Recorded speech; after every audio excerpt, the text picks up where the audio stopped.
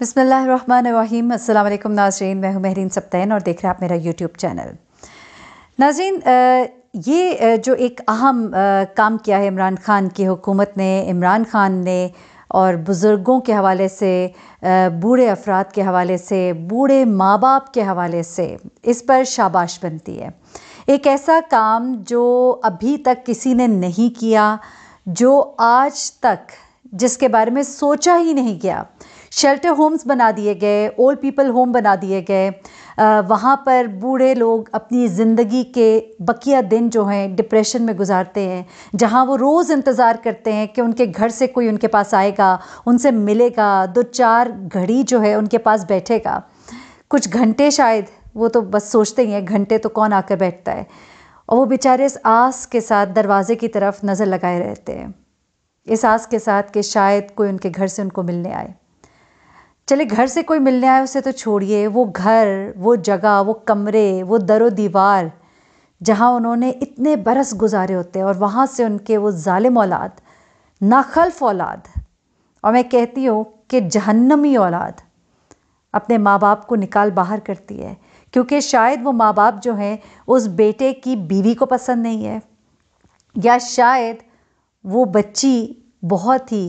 मैं कहूँगी कि बहुत ही ऐसी वो बच्ची है कि जिसके ऊपर कोई ब्लेसिंग्स नहीं है, कि जिसको खुदा ने ये मौका नहीं दिया कि वो अपना हक अदा करती। बेटी या बेटा, माँ बाप, उनको देखना, उनका ख्याल रखना दोनों का फ़र्ज़ है। सिर्फ बेटे की ज़िम्मेदारी नहीं कि वो अपने माँ या बाप का ख्याल रखे, अपने साथ रखे। अगर बेटा ऐसा नहीं है तो बेटियों का फ़र्ज़ है, और बहुत बहुत बेटियाँ मैंने देखी हैं जिन्होंने माँ बाप का बेटों से बढ़कर साथ दिया, और अपनी घर वाले होने के बावजूद, यानी कि शादीशुदा होने के बावजूद, उन्होंने अपने माँ बाप को बड़े बड़े बुरे औकात में संभाला, बड़े बड़े ऐसे वक्त में उनका सहारा बनी कि लोग आशश कर उठे।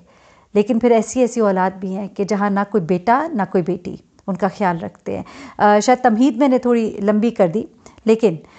मेरा दिल बहुत खुश है, यकीन मानिए मेरा दिल बड़ा खुश है। और ये अगर ऑर्डिनेंस पास हो जाता है तो यकीन कीजिए इतनी दुआएं होंगी इमरान खान के साथ कि जिसकी कोई हद ही नहीं है, जिसकी कोई इंतहा ही नहीं है। अब ये कानून क्या है मैं आपको बताती हूँ, और बड़े दिलचस्प इसके 3 शिके हैं, ज़रा इसको आप गौर से सुनिएगा। वफाकी हुकूमत जो है उसने क्या किया है कि बूढ़े वालिदैन जो हैं वो, ताकि अपनी नाफरमान औलाद के आगे, नाखल्फ औलाद के आगे बेबस ना हो, मजबूर ना हो, लाचार ना हो, धक्के ना खाएं बुढ़ापे में, एक कानून जो है वो अब पास कराया जाएगा ऑर्डिनेंस के तहत। किसी भी सूरत औलाद किसी भी सूरत अपने माँ बाप को घर से नहीं निकाल सकेगी। अब कुछ लोग आप में से सोचेंगे कि घर अगर बेटे का है तो उसमें फिर माँ बाप कैसे रहेंगे, या घर अगर बेटी का है तो उसमें माँ बाप कैसे रहेंगे। ख़रीदा हुआ तो बेटे ने है, ख़रीदा हुआ तो बेटी ने है, भले वो ख़रीदा उसने अपने पैसों से है,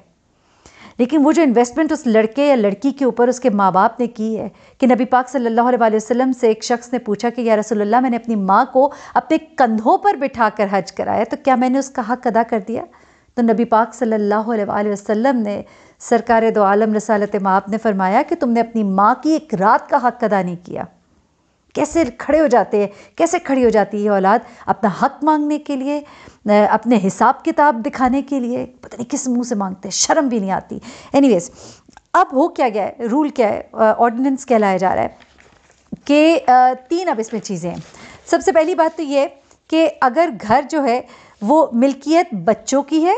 यानी कि वो उनके नाम पर है, उनका अपना ख़रीदा हुआ है, ये पहले तो वो लोग हैं जिन्होंने विरासत में वो पैसे नहीं पाए थे, या बाप ने या माँ ने अपनी ज़िंदगी में उनको नहीं दे दिया था। बहुत से बेचारे बूढ़े माँ बाप हैं जो अपनी ज़िंदगी में सब कुछ देकर फारिग हो जाते हैं, और उसके बाद बच्चों के हाथों जलील और रुसवा होते हैं। इससे बेहतर तो ये कि अपनी ज़िंदगी में कुछ भी ना दीजिए,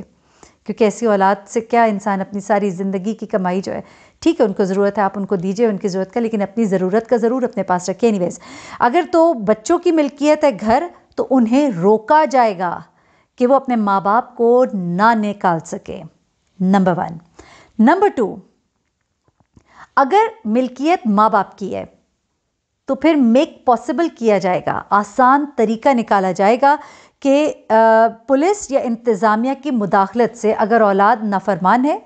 नाखल्फ है, माँ बाप को तंग कर रही है, जलील और रुस्वा कर रही है, तो उसको पुलिस और इंतज़ामिया की मदद से उन्हें निकाला जाए। कई घरों में इस तरह से हम देखते हैं कि जहाँ पर बाप के सामने बेटे किस तरह से खड़े हो जाते हैं, बाप के ऊपर हाथ उठाते हैं, उन्हें जलील और रुस्वा करते हैं, और जब बाप या माँ उन्हें कहते हैं कि यहाँ से निकल जाओ तो वो निकलते भी नहीं हैं, ढीठ बनकर कि हमारा हक है, हमें निकाल कर दिखाएं। तो ऐसे माँ बाप जो अपने बच्चों के हाथों यरगमाल बने हुए हैं, अपने बच्चों के हाथों जलील और रुस्वा हो रहे हैं, और वो चाहते हैं कि इनसे हम अलग हो जाएं, तो उन्हें ये अपॉर्चुनिटी होगी, उन्हें ये फराहम किया जाएगा कि वो इंतज़ामिया और पुलिस की मदद से जल्द अज जल्द और आसान तरीके से और बाइज़्ज़त तरीके से, जिसमें उन्हें कोई मुश्किल ना हो, ये ना हो कि कोई किसी की हथेली गर्म करे और वो वापस चला जाए, ऐसा मुमकिन ना हो सके। तो ये रूल जो है ये लाया जा रहा है कि अगर तो घर माँ बाप का है तो 10 दिन के अंदर अंदर औलाद को घर से निकाला जा सकता है, बेदखल किया जा सकता है, और इसमें पुलिस और इंतज़ामिया जो है उन्हें कहा जाएगा, उनकी रिस्पॉन्सिबिलिटी होगी, उन्हें ये मेक श्योर करना होगा कि 10 दिन के अंदर उन बूढ़े वालिदैन को ये इंसाफ जो है फ़राहम किया जाए, ये आसानी फ़राहम की जाए, और उन्हें इस तरह की औलाद से जो उनके लिए मुसीबत का बायस बन रही है, उन्हें छुटकारा दिलाया जाए। कोई भी माँ बाप नहीं चाहता अपने बच्चों से अलग रहना, दूर रहना, लेकिन जब कोई औलाद ऐसी निकल आती है, यकीन मानिए कि कभी कभी तो माँ बाप हाथ उठा के उनके मरने की दुआएं भी करते हैं, जो कि बहुत ही आगे की बात है, लेकिन ऐसा भी होता है। और तीसरी बात जो है वो बड़ी मज़ेदार है, क्योंकि ये जो मैंने आपको आगाज़ में कहा था